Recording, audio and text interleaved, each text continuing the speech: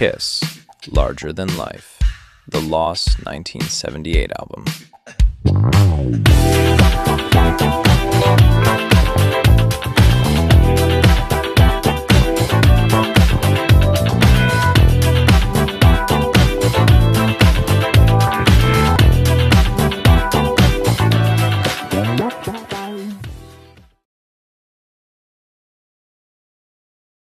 The tapes kept rolling long after the music stopped. Somewhere, deep inside Ace in the Hole Studios, beneath the empty liquor bottles, cigarette burns, used guitar strings, and half-finished lyric sheets, 4 different versions of Kiss had collided with each other for months. Gene still believed he was building an empire. Paul still believed he was building art. Ace was just happy if his nose was full of snow, and the room still had beer. And Peter... well, Peter just wanted somebody to admit he mattered. Nobody slept much. Nobody agreed on anything. Every song became an argument about sex, ego, love, control, money, fame, or who got the last word in the mix. Gene wanted the album to sound dangerous. Paul wanted it to sound eternal. Ace wanted it to sound fun. Peter wanted it to be all ballads. And somehow, against every possible odd, it sounded like all of them. That was the real secret of Kiss in 1978. Not the makeup, not the blood, not the fire.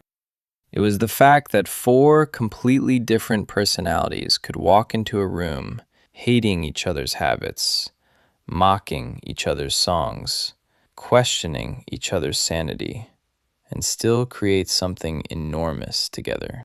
Larger Than Life became exactly what its title promised. Not because it was perfect, because it was too excessive to fail. The album was filthy, funny, cocky, sometimes weirdly vulnerable, sometimes accidentally disturbing. And every second of it sounded like a band absolutely convinced the world belonged to them. Maybe it did. Outside the studio walls, the world still saw Kiss as comic book superheroes, gods in makeup descended from another planet to save rock and roll.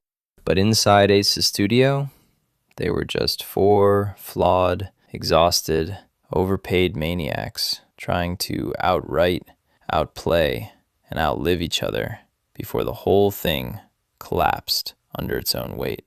And maybe that's why the record worked. Because underneath all the swagger and screaming and sex jokes, there was something real buried in it.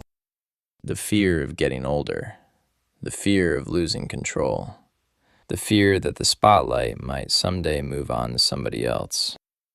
So they tried to turn the amps louder, tried to make the choruses bigger, tried to make the stories dirtier, tried to make themselves impossible to ignore. Because if Kiss believed in anything in 1978, it was this.